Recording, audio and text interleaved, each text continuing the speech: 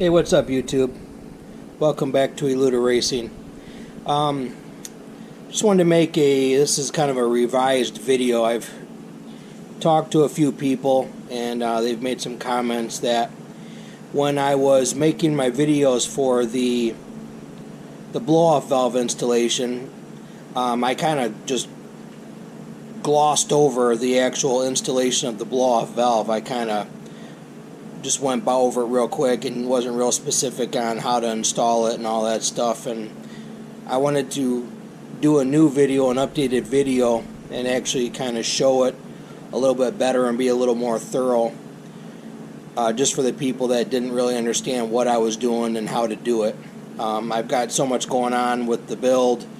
I've been kind of just all over the place, so if the videos are scattered and not really making sense, I apologize, but I'm just trying to, as I get parts in and have time, do different little things and just keep content coming and making progress on the build. So I just wanted to, while I had the chance, I wanted to go over this because I want to make sure that when I do post a video, the content is correct and it's thorough and it actually is beneficial to watch my videos. I don't want people watching a video and feeling like that they've had their time wasted, because all of our time is important. But alright, so anyway, this is the Evo Charge Tube that I got, and basically this takes place of the factory charge tube. The charge tube goes from the intercooler down to the throttle body on the motor, and in order to install a blow-off valve, you need to get an aftermarket charge tube like this one. Like I said, this is Evo's, and this basically has these extra ports, and that gives you the ability to install the blow-off valve. The factory tube does not have these secondary ports, and it goes from the intercooler down to the throttle body, and that's it. This has these ports pre-molded into them, and that gives you the ability to install the blow-off valve. So anyway, when you want to install a blow-off valve, I went with an adjustable blow-off valve, as you can see here. And basically what you're going to do is you have two different style of blow-off valves. You have this blow-off valve, when it lets go, it just exhausts into the atmosphere, so that's why it has this little snout or a little horn on the end of it. You also have ones that it's a closed, it recirculates that blow-off pressure, and that's why you have this secondary port here, is you would route a line and it would come from there and go back here, or some of them discharge and go back to even like the air cleaner. There's different ways of doing it. So this pipe gives you the ability to run different configurations, and also you could put the blow-off valve either here or here, whatever. It just gives you options. That's the whole purpose of that. Now, when you're installing a blow-off valve, you need to have a line. This line needs to go back.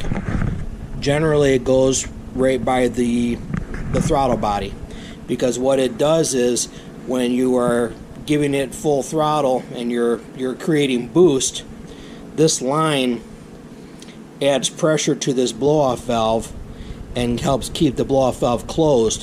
When you let go of the throttle, you get a pressure spike in this line. You no longer have the extra boost in this line, and it allows the blow-off valve to pop open and allow that boost pressure to escape into the atmosphere.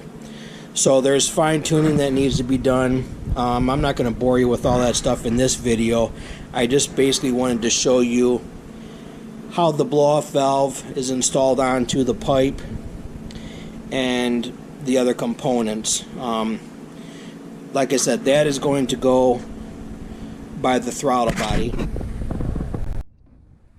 Alright, so we're at the motor, and as you can see, obviously I have the charge tube over on the bench. Here's your throttle body right here. Actually, here's your throttle body. This is just a little coupler, and then this is your mass air sensor. But anyway, it's going to go from the throttle body assembly up and then right there to the outlet of the intercooler.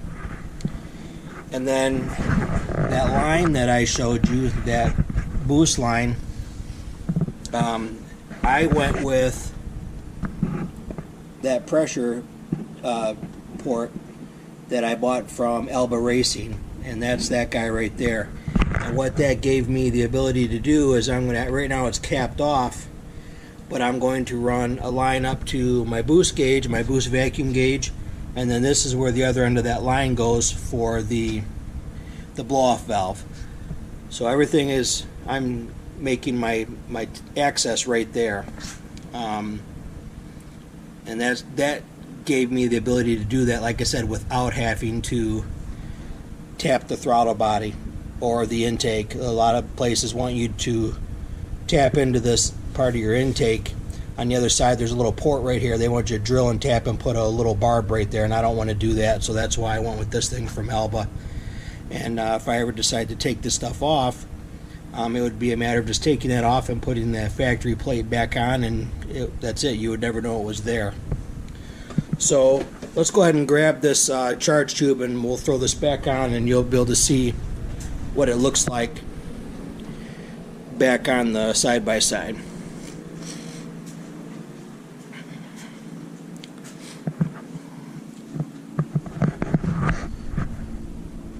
I'm just going to fish this down through,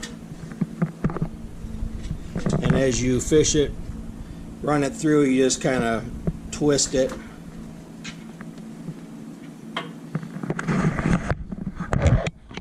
I'm hoping this is coming through for you guys. I don't have a real good light.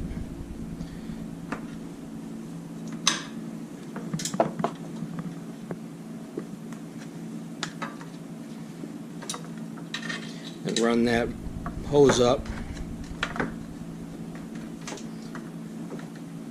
Now when you run that hose and it's on the end of the blow-off valve, you want to make sure that that doesn't get kinked at all. You want to have a nice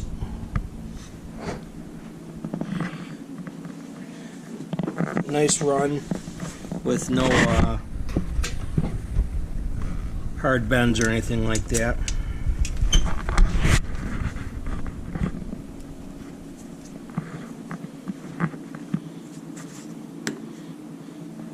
See if you can see it a little bit better now.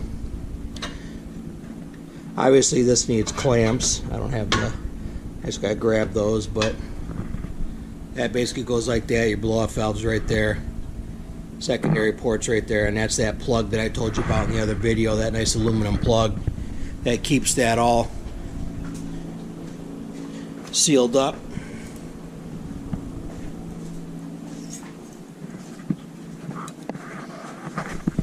Get your clamps.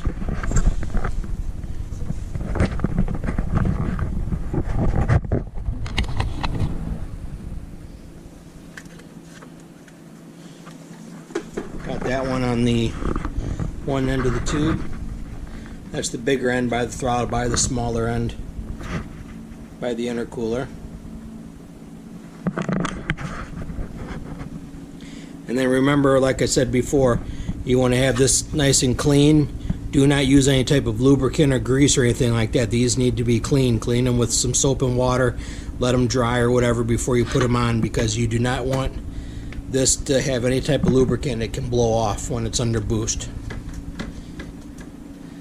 Slide that on all the way.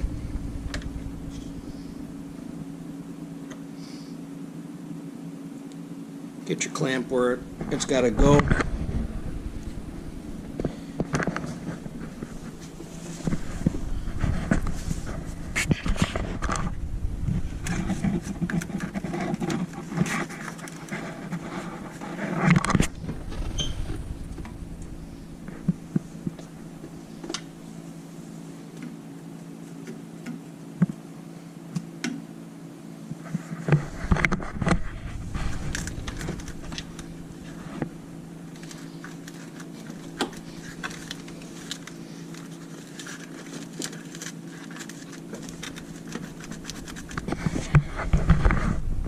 It's a little bit hard to get this on with one hand, but you need to make sure you are on the bottom of this coupler Alright, so I got that on there. Like I mentioned before, this is plastic, and so is the intercooler. The end caps are plastic too, so you got to be careful that you don't over tighten these hose clamps. You can crack this, but you need to make sure it's on there, and it's on there good and snug, because this is going to be under boost, and you know, you don't want any type of leak, and you definitely don't want it to pop off. So take your time and get this stuff on there, and then make sure to snug it up.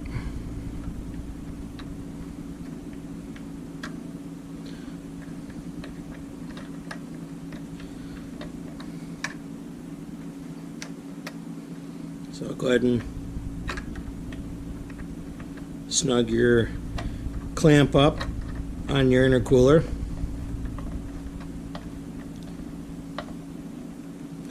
Sure it's good and tight. Now I went ahead and the blow-off valve and the plug, that stuff was already tight. I didn't disturb that at all. But you know, when you're doing this, you want to make sure that all this stuff is good and tight. You got your blow-off valve. Feel that, that's good, and all that. So now this is done. I mean, that's pretty much start to finish. Other than, you know, then you got your line here.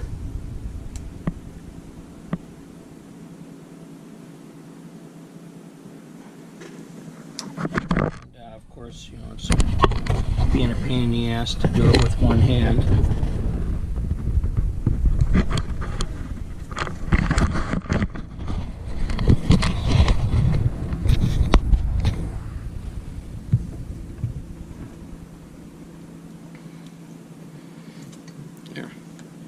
That's on there, and then, you know, when I put this all back together, that's all going to be routed and everything's going to be zip tied appropriately and everything like that.